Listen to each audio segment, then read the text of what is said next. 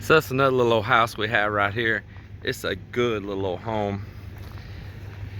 I bought it, set it all up here. It's got that good concrete hardy board siding to it. You see how well I keep it painted up and taken care of. Metal underpinning. Got that all put in nice and neat. Gutters on it. It's the way I like to keep my properties, just really nice like this. And inside also kept very, very nice. This one too, the last renters just squatted on us. It started about last December, them giving trouble before the COVID-19 thing, and we ended up having to force them out through eviction, take them to court. I'll show y'all a little video clip of that in a bit. And once again, look at the mess I'm left with. Now this trash was in the back of a truck they had here. As they left under eviction, they took and cleaned out the bed of their truck, dumped it all in the backyard. They have left all of this. We moved it out of the house after their period ordered by court to be out. They left the house unsecured. Here, doors open. And I had to secure my house, and just in case they came back to get their stuff, if they were just delayed, I put it out back right here so that they'd be able to have access to it. But look at this, they never came back. We gave them even a week beyond the time that the courts prescribed, and no return. They just left everything. I'm sure they didn't want none of this stuff. So here it all is. Big old mess. I did come down and change the door locks. Another thing with this renter, I had in their contract they could have one dog, one approved dog, and they had multiples of dogs, and these dogs have destroyed this backyard. Pacing, just take away all the grass. It's just riddled with holes. It looks like it looks like the surface of the moon. I mean, I don't know if you can see it in camera, but it is literally riddled with holes dug all throughout the yard. And a lot of that's because there's too many animals in one concentrated place. Just a mess left everywhere. Just a mess. So now, once again, Mel and I have to figure out what to do to dispose of all of this left behind stuff again. The mattresses, the bed, dressers, and who wants somebody's old mattresses, and just look at this. What's up with this old rotten table, burnout grill, burn barrel? Of course, they used to keep the yard mowed, and then there towards the end, they quit mowing the yard as well. Just all the grass is destroyed. Those things can be fixed and come back.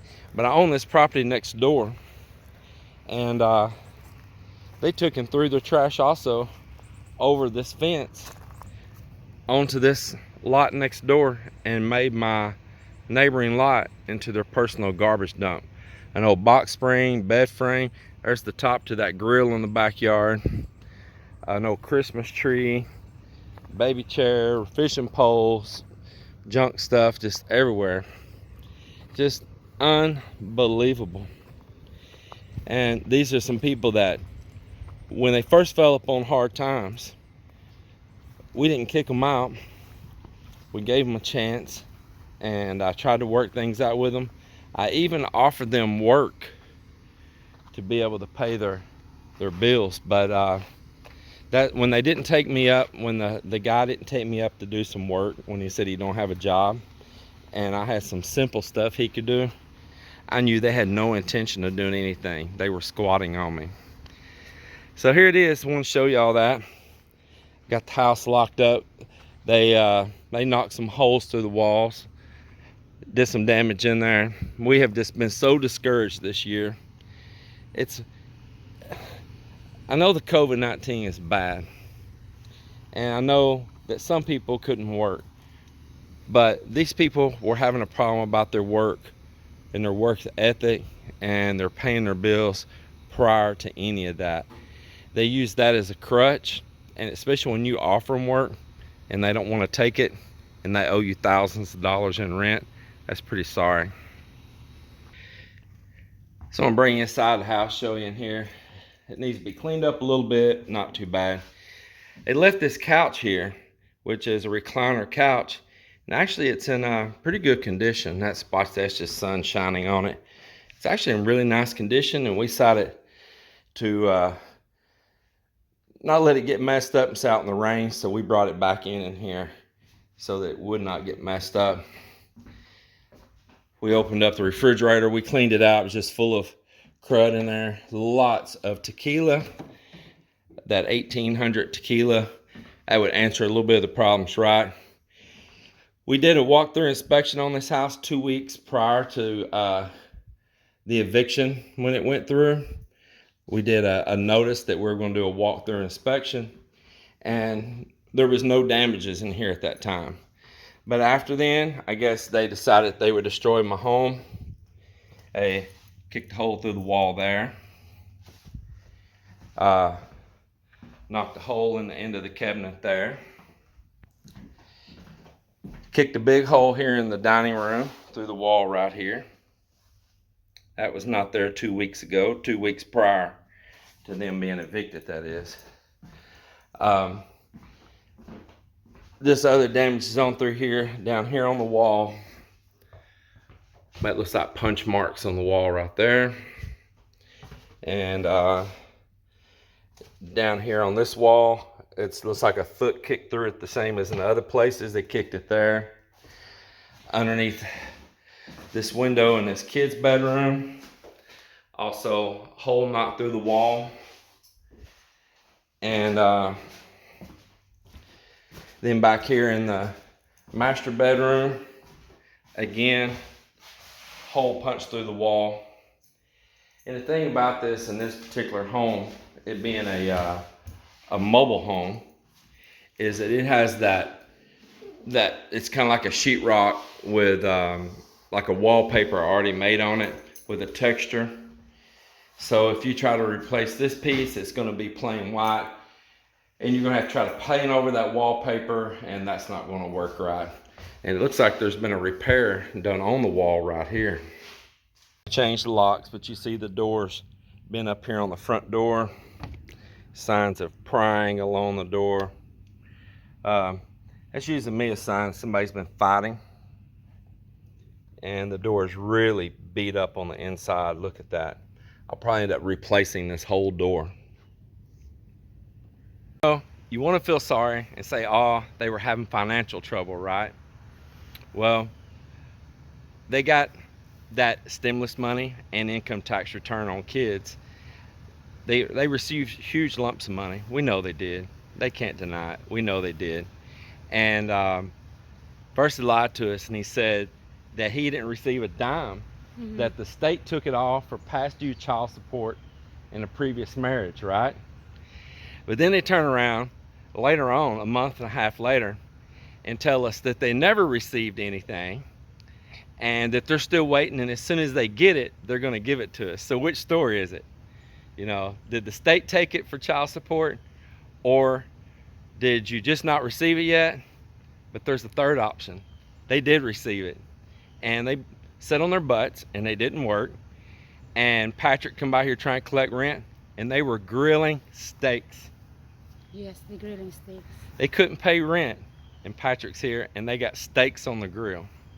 So you can eat steak, and you can drink 1800 tequila, but you can't pay your rent. Well, when I did a walk through the house, I saw they had a great big TV in the living room. And apparently you can go buy a brand new TV too, but you can't pay your rent. And this is why, please don't feel sorry for them, because if they can buy this TV, look here. Yeah, so it's kind of hard to feel sorry for them on not paying their rent when they've got a brand spanking new 65-inch 4K TV that they're in there enjoying, that they bought while they did not pay their rent. So Do not feel sorry for these people whatsoever. Do not. See what we've been doing with our time? We've been working at another property, that other house as well. Yeah, we're cleaning the people trash. It's what we do. We're not landlords. We are garbage disposal people. We're trash people. Because this is what we have found ourselves doing now as a landlord at 3 houses right now. Yep. Clearing out other people's junk. This year has been the worst year ever for us, even as landlords, isn't it? Yeah, it's really sad. Yeah. Plus also, you know, it's just so hot anyway, but also we're working so hard to dispose their trash and mess here. Yeah, working, trying to pay people. We can't even get people to work right now, can we? Yes, we can. That nobody wants to work, and even if you offer them work, they just don't want to work. I think it's because they get that money from, you know, stimulus money and all that unemployment stuff. Yes. And all that. They just choose to sit on their butts. Imagine this: you're getting this unemployment check, for instance, and you're capable of working, and the government's giving that to you anyway. So you could go out and do some cash job work like I'm offering, and you could really step up. You could be getting that money and earning double for some cash work out there, and being productive and doing something, have some self-pride and worth. But instead you rather sit there and just chill out, do nothing, and collect that money. And a lot of that's going on. I hear so many stories, we see it firsthand. And so that money may be getting injected into the economy because they're out buying brand new TVs and stuff like that, but it's not paying their bills. They're still ignoring their bills. Like this couple here also hadn't paid their car payments. The car company too was looking, you know, wanting their car, their electricity. The power company just chose to not shut the power off because of the COVID thing, and they actually laughed about it, that they're just getting free electricity right now. Just taking advantage of everything. Yeah, just of everything. And so I tell you, well, the deal here is that we're wanting, and we've been wanting, to back down in the rental business. Is that not true, Mal? Yeah, that's right. It's not just because what's happening right now. This is just like the final straw. This is just like the confirmation that this is not what we want in our lives. So we're trying to get these properties ready to sell, but it's a lot of work, and it's hot summertime right now and hard to find labor or dependable labor. I hired this one guy. He's supposed to be a handyman. He said, I don't start any day until after 10 o'clock, so I can't start till after 10. And then he would show up like 10:30, and then I gotta go store and get a drink, or I've got to go do this, and I'll be right back. And I'm gonna go. There's always a lot of excuse. Yeah, and then he'll say, okay, I worked 6 hours today. It's including his escape, you know. Yeah. You're gonna add that one for pay. Oh, I forgot to bring me some water. I gotta go get a water, you know, and drive 3 miles round trip to a store to go get the water. I'm like, man, this ain't gonna work. I just cut him loose. In the Philippines, they start like when we work over there. I know it's 2 different countries though, so it's apples and oranges. But and here in the U.S. too, though, it's been pretty much the same. They start at 8. They'll get a break at what, about 10 o'clock. 10 o'clock, and for how long? Just 15 minutes. 15 minutes or so. Sometimes we let them have 30. Yes, sometimes. If they're working pretty hard, and then at noon they get their lunch till 1 o'clock. And from then at 1 they get another break at what, 3? 3, yes. 3 for 15 or 30 minutes, according to what we feel like. If they've been working really hard and it's hot, we'll give them a little extra time, recharge the battery, and then it's the end of the day. But here, man, we just noticed all these people that advertise as handymen or want labor, that they want to stop like every 30-40 minutes. They're ready for a break, right? And seems like for them it's kind of like a hard work, but it's not. Yeah, simple things, and they just turn it into mega hard work, stuff that the labor over there for me would have done in 15 minutes is not done here literally in 4 or 5 hours. No joke. I know it sounds like an exaggeration, but they'll just drag it out, or they'll find some way, or they'll try to turn the job into a bigger job than it is. We're having a lot of that problem, but I know it's not just me. I get on these renters forums and stuff, landlords forums, and it is kind of the par right now across the board. And the laws are stacked in favor of the renter, not the landlord, and we're the ones with the investment. You know, we're the ones that have got everything on the line. Tax responsibilities, the house, insurance, all that. And so we're leaving it. It doesn't fit for our lifestyle right now anyway. I have to put the burden on other people to watch the property when we're gone.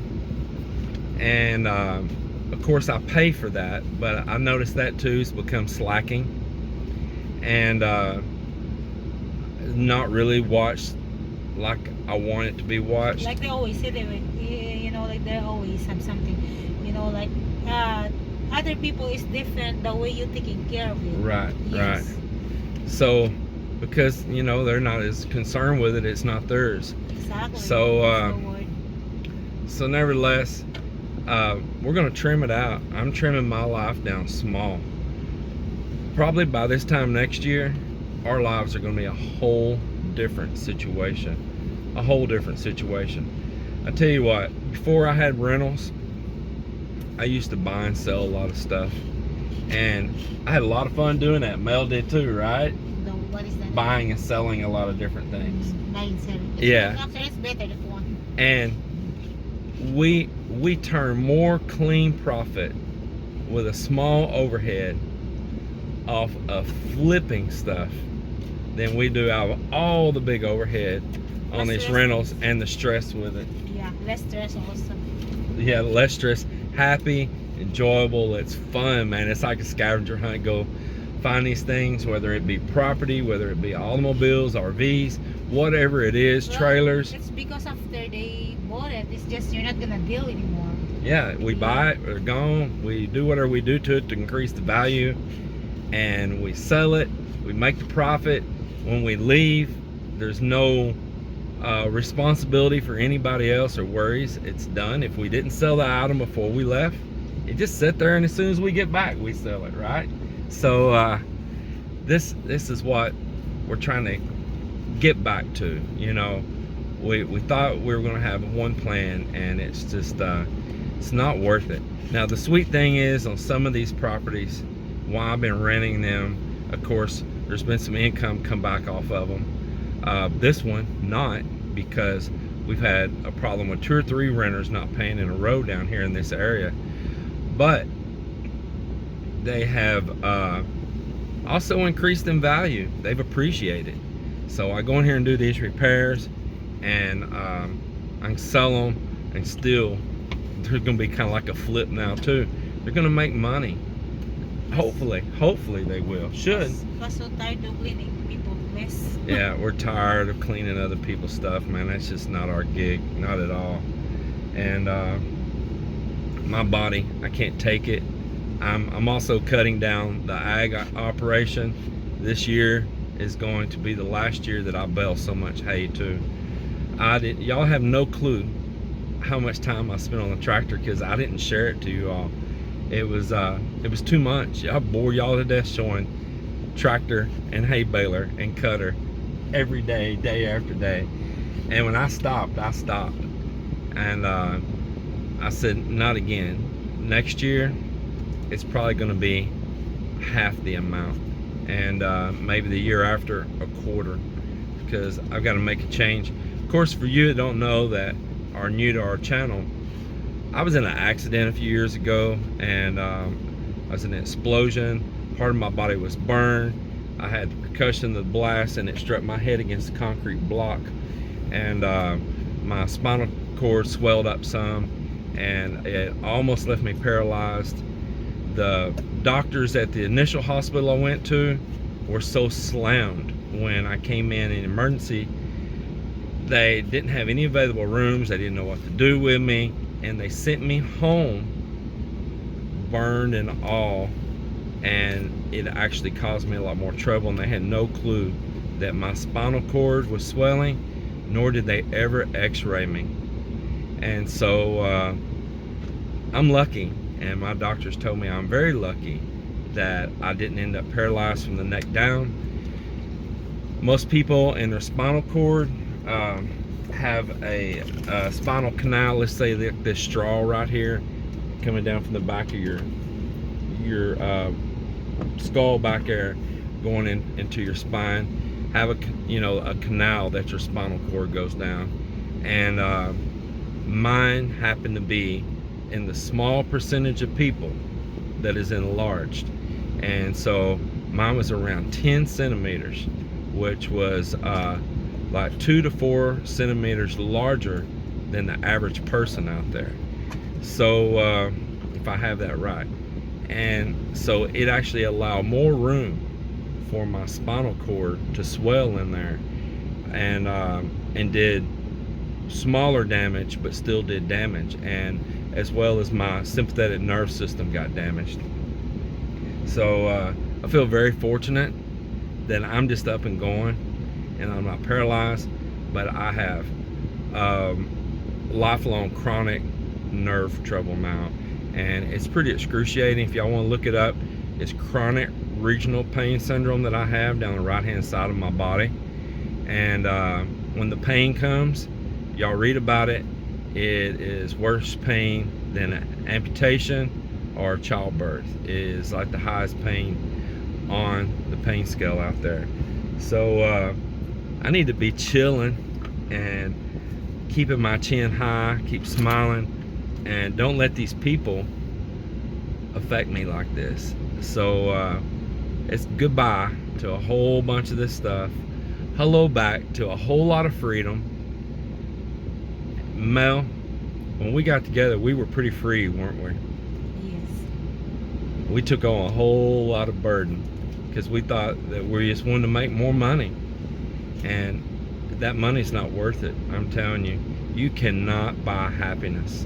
Exactly. You can't. This was always people who money can buy happiness.